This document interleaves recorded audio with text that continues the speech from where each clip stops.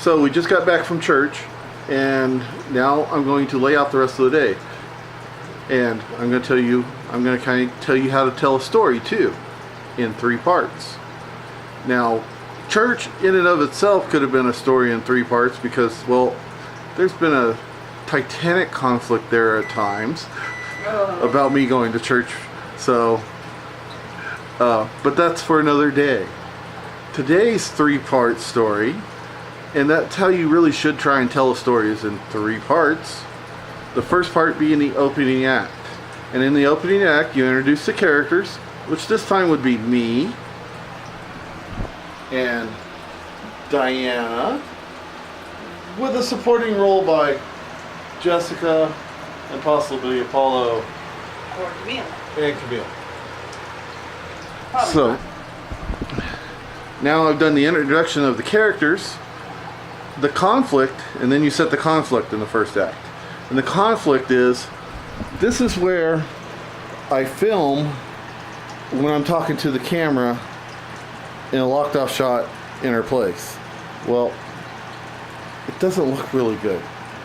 So we're going out to try and find something to make a background to go around the table, to make it look professional, make it look coordinated with the rest of my branding and all that good stuff. So that's the conflict. Now the tension is going to be, and that's part 2 of the 3-part story.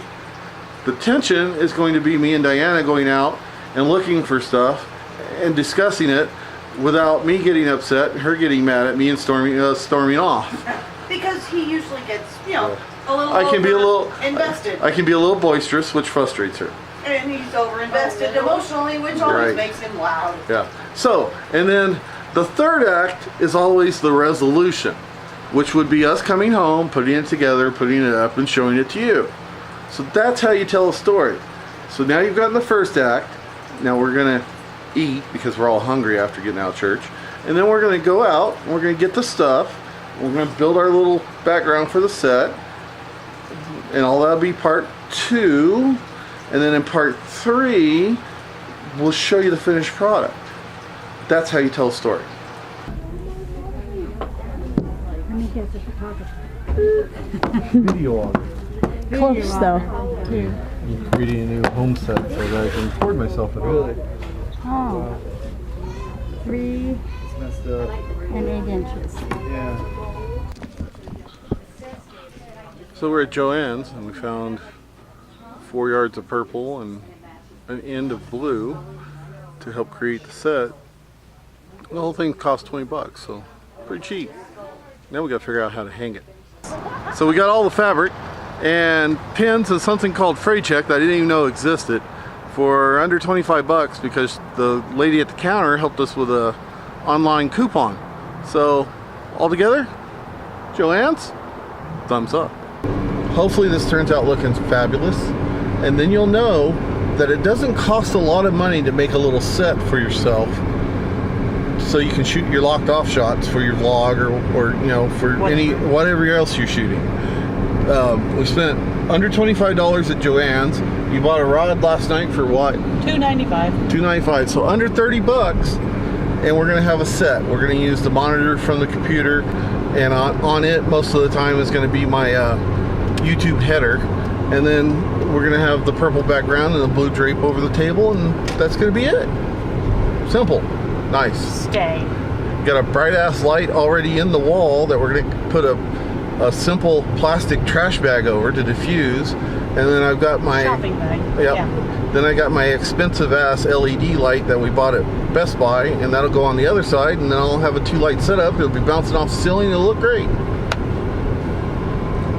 Ceiling's white, by the way. That always helps.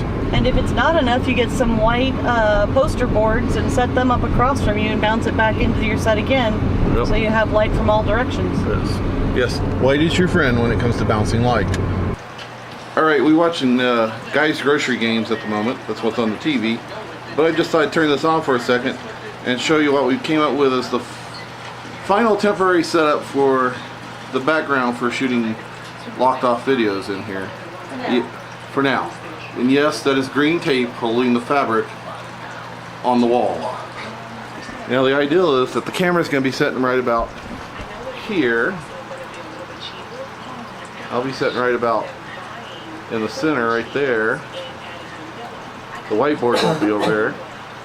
The TV will have a static image on it, probably related to the video I'm actually making, and my logo will be on the computer screen.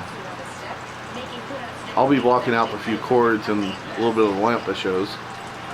And when we come back from Walmart and weigh me for my weekly weigh, I'll show you what it looks like, because I'll lock off the final shot for today's vlog. 8 foot 11. I don't know. You know. Woohoo! I lost the weight I gained. No, I gained more weight. I gained more weight.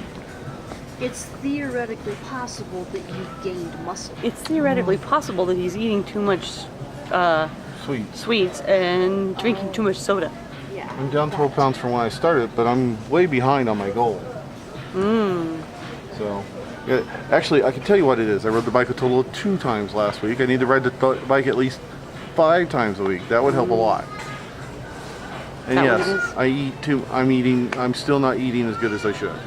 So welcome to part 3, or act 3, of our 3-part story about creating a set. It didn't go as smoothly as I had hoped. I'd like to thank Diana for putting up with me, because I got really grouchy this afternoon because I hadn't had enough sleep the night before. Don't want to cuss on camera, but let's just say that the word I'm thinking of to describe myself starts with a B and ends with an itch. But we got it done. Neither one of us is completely happy with it, but it's a start. We need more lights. We need to tinker with it, but it'll do for now. So, I hope you enjoyed our 3-part story about creating the set. Make sure you click that subscribe button somewhere down there. Play ding dong with the bell next to it. Until next time, life is short. Do what you love.